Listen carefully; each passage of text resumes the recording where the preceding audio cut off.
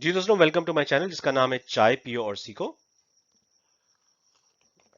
और आज का हमारा टॉपिक है स्टाइल। आप सोच रहे होंगे ये जो पीछे पिक्चर्स लगी हुई हैं कोई फैशन स्टाइल या कोई मूवी स्टाइल की बात होने लगी है या कोई प्लेइंग स्टाइल की बात होने लगी है। ऐसा कुछ नहीं है, ये बहुत स्टाइलिश लोग हैं। लेकिन आज जो हम बात कर रहे हैं वो माइक्रोसॉफ्ट वर्ड में स्टाइल्स का इस्तेमाल की है। और उस स्टाइल्स को इस्तेमाल करके आप अपने टेबल ऑफ कंटेंट्स किस तरह बना सकते हैं या उसका क्या फायदा है, आइए इसको देखते हैं। जी दोस्तों, तो आइए चलते हैं हम देखते हैं कि माइक्रोसॉफ्ट वर्ड के अंदर स्टाइल किस तरीके से इस्तेमाल हो सकता है। तो सबसे पहले मैं एक रैंडम फंक्शन यूज़ करूंगा। अगर आपको इसके बारे में इंटरेस्ट हो, आप देखना चाहते हो कि रैंडम फंक्शन यूज़ किस तरीके से होता है, तो उस पर भी मैंने एक वीडियो बनाई है, उसका लिंक मैं डिस्क्रिप्शन में डाल दूंगा और वीडियो के एंड पे। तो फिलहाल मैं एक रैंडम फंक्शन यूज़ करूंगा और रैंडम टेक्स्ट जनरेट कर लूंगा। और इस पे मैं मुख्तलिफ किस्म की हेडिंग्स लगा के देखना चाहता हूँ कि कौन सी हेडिंग जो है वो किस स्टाइल की बेहतर रहेगी। तो फिलहाल इसमें कोई हेडिंग्स नहीं है, लेकिन मैं कुछ टाइटल्स और हेडिंग्स डालता हूँ।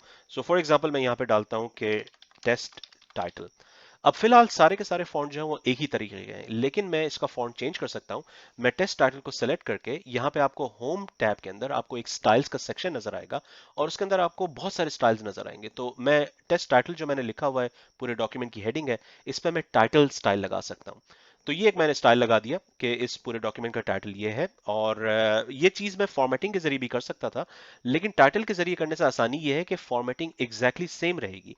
अगर मैं नेक्स्ट पेज पे कोई नया टाइटल लगाता हूं, तो बजाय इसके कि मैं देखूं कि यहाँ पे फॉन्ट कौन सा था, साइज कौन सा था, कलर कौन सा था, मैं सिंपली यहाँ पे जाऊंगा, टाइटल स्टाइल लगा दूंगा। फॉर एग्जाम्पल पेज नंबर 2 पे अगर मैं जाता हूँ और यहाँ पे मैं लेट्स से टाइटल 2 लगाता हूँ, तो मुझे ये देखने की जरूरत नहीं है कि जो पहला टाइटल था उसकी क्या डिटेल्स थी। मैं सिंपली इसको सेलेक्ट करूंगा और स्टाइल्स पे जाके टाइटल पे क्लिक कर दूंगा। तो उससे होगा ये कि जो टाइटल का फॉन्ट है, जो कलर है, जो साइज है, वो एग्जैक्टली सेम रहेगा। तो एक तो फायदा ये होता है स्टाइल्स का कि आपकी जो डॉक्यूमेंट है उसमें कंसिस्टेंसी आ जाती है। अगर थोड़ा सा भी 19-20 का फर्क हो, अगर फॉन्ट कहीं बड़ा है कहीं छोटा है, कलर थोड़ा सा डिफरेंट है, तो वो देखने में प्रोफेशनल नहीं लगता। लेकिन अगर आप स्टाइल्स के थ्रू काम कर रहे हैं तो फिर उसमें गलती होने के चांस नहीं है, क्योंकि जो स्टाइल आपने लगाया है इस हेडिंग पे और वही स्टाइल आपने इस हेडिंग पे लगाया तो वो एग्जैक्टली सेम होगा। तो ये तो एक फायदा था स्टाइल का कि कंसिस्टेंसी आ जाती है।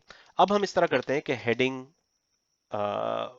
1 मैं यहाँ पे डालता हूँ और यहाँ पे मैं एक और हेडिंग डालता हूँ, हेडिंग 2 फॉर एग्जाम्पल। तो अब फिलहाल ये नॉर्मल टेक्स्ट है, ये ऑफिशियली हेडिंग नहीं है, यानी हेडिंग की मैंने इस पे स्टाइल नहीं लगाया है। और अब मैं ये करने जा रहा हूँ, हेडिंग 1 पे मैं जाके स्टाइल्स पे जाऊंगा और अब देखेंगे हेडिंग 1 2 के ऑप्शंस यहाँ पे मौजूद है। तो हेडिंग 1 का ऑप्शन मैं यहाँ पे लगा दूंगा, हेडिंग 2 पे भी मैं हेडिंग 1 का ऑप्शन लगाऊंगा।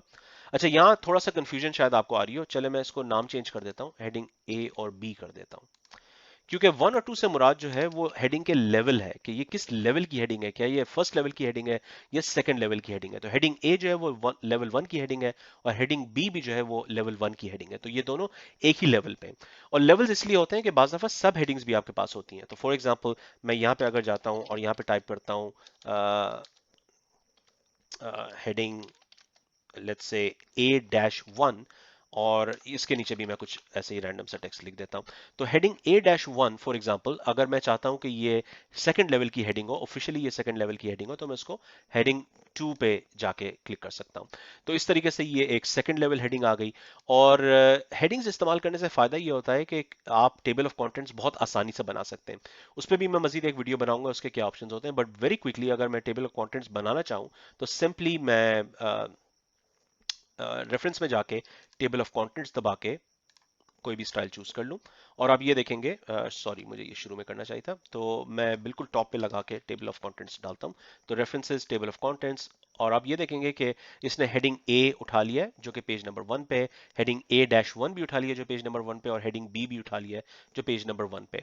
अब ये मैंने एक बहुत छोटी सी एग्जांपल दी, लेकिन अगर आपके पास एक बड़ा बहुत बड़ा डॉक्यूमेंट है, मतलब हजारों वर्ड्स हैं उसके अंदर, सैकड़ों पेजेस हैं, तो टेबल ऑफ कंटेंट बहुत आराम से जनरेट हो जाता है। और दूसरी बात ये है कि ये ऑटोमेटिकली अपडेट भी हो जाता है। अगर हेडिंग बी जो है वो फॉर एग्जांपल पेज नंबर 2 या 3 पे चली जाए, तो ये पेज नंबर्स जो है ऑटोमेटिकली अपडेट हो जाएंगे।